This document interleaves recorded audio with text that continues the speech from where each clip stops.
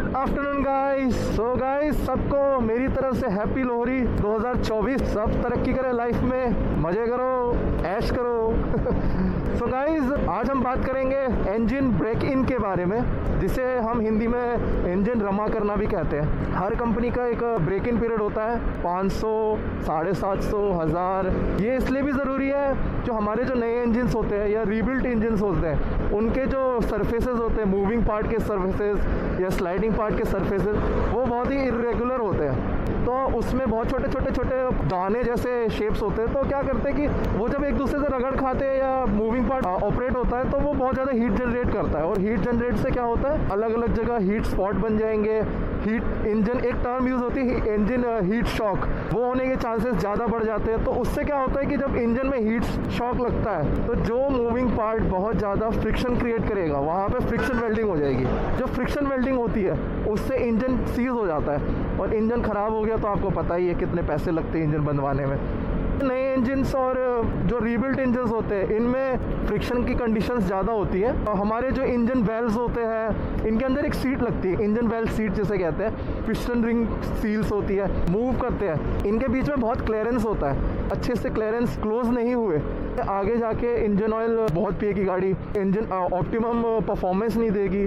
तो ये सब इश्यूज आते हैं आगे जाके। तो इसलिए ब्रेक इन इंजन के लिए बहुत ही ज़रूरी होता है। नया इंजन जो होता है ना, एकदम वो होता है ना छोटा बेबी, वैसा होता है। तो छोटे बेबी को आप जैसे बचपन में आप सिखाते हैं ना कि ये नहीं करना, वो नहीं करना, फिर वो उसके ब्रेन में एम्बेडेड हो जाता है, मतलब ब्रेन में उसके सबकॉन्शियस माइंड में रह जाता है कि हाँ भाई ये नहीं करना, वो नहीं करना। तो ये सब ज़रूरी है। वैसे ही इंजन्स का भी क्या है कि जैसा आप उसको ब्रेक इन करोगे, वो आगे लॉन्ग टर्म में अपने लाइफ स्पैन में वैसे ही ऑपरेट करेगा।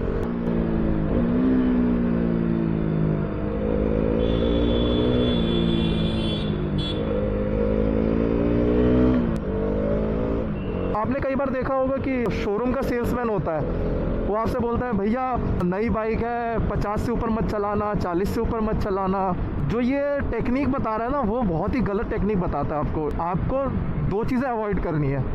एक अवॉइड करना है कि हीट ना हो गाड़ी, कंटिन्यूसली आइडलिंग नहीं करनी है।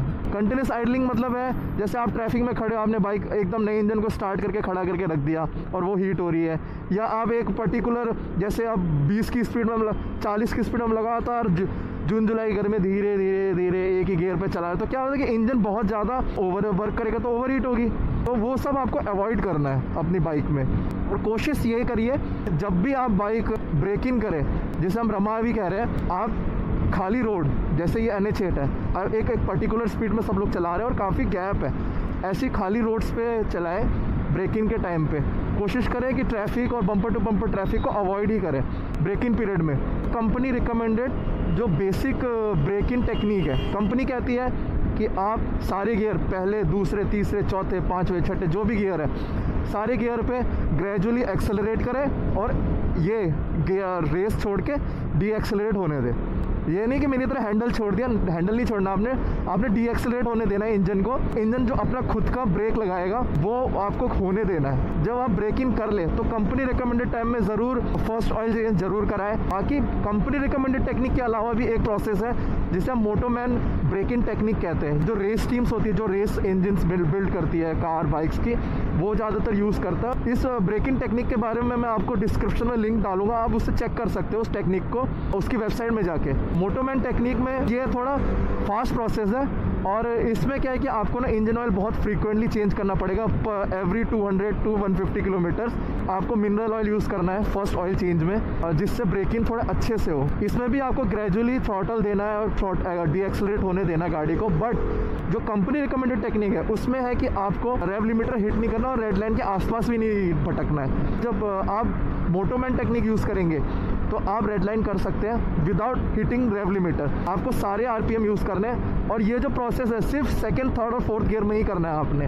तो एवरी 200 किलोमीटर्स पे आपने ऑयल चेंज कर देना है। होता क्या है कि जब हम ब्रेक इन करते हैं इंजन में, तो जब इंजन एक दूसरे से फ्रिक्शन करते हैं तो काफ़ी सारे मेटल ग्रैन्यूल्स, मेटल पार्टिकल्स बहुत सारे झड़ते हैं। सिलेंडर वॉल से और जितने भी रोटेटिंग पार्ट्स से। और हमारे जो इंजन जब रिबिल्ट होता है तो हम जब इंजन ऑयल काफ़ी जो हेड वगैरह और जो बाकी चीज़ें उसको सिलिका कंपाउंड से सील करते हैं, तो वो भी काफ़ी मात्रा में इंजन ऑयल में होता है, जो आगे जाके अगर आपने ऑयल चेंज नहीं किया तो वो आगे जाके स्लज ही बनेगा। जब आप मोटोमैन टेक्निक यूज़ करेंगे आपको सेम प्रोसीजर फॉलो करना है, खाली रोड, खुला आसमां, चलता हुआ जहाँ। जो मैं आपको ये जो एक्सपीरियंस शेयर कर रहा हूँ तो कंपनी रिकमेंडेड और मोटोमैन ब्रेकिंग टेक्निक की तो मैंने खुद भी एक्सपीरियंस किया है और मैंने ऑब्जर्व किया है। जब अपनी बाइक न्यूली परचेज़ करी तो उसे मैंने कंपनी रिकमेंडेड टेक्निक से ही ब्रेकिंग किया था। उस पर ये फ़र्क आया, गाड़ी बहुत स्मूथ थी, थोड़ी सा ऐसा लगता था कि इंजन है ना हल्का सा दब रहा है कंपेयर टू मोटोमैन टेक्निक। मैंने अपनी दूसरी बाइक में मोटोमैन टेक्निक यूज़ करी और उससे क्या हुआ कि परफॉर्मेंस में इंक्रीमेंट हुआ। बट मैंने ये नोटिस किया कि हल्की सी vibration compare to company breaking techniques, आपको फील होगा कि इंजन बहुत ज़्यादा रिस्पॉन्सिव होगा, क्रिस्प थ्रॉटल सा फील होगा आपको। सो गाइस, आपका क्या सजेशन है मेरे इस वीडियो के बारे में ज़रूर कमेंट कीजिए। प्लीज़ लाइक, शेयर और सब्सक्राइब कीजिए और मेरे ऐसे इन्फॉर्मेटिव कंटेंट के लिए प्लीज़ बेल आइकन ज़रूर दबाइए ताकि मेरे अपडेट्स आपको मिलते रहे। So thanks for watching, ride safe, मिलते हैं अगली वीडियो पे, गुड बाय।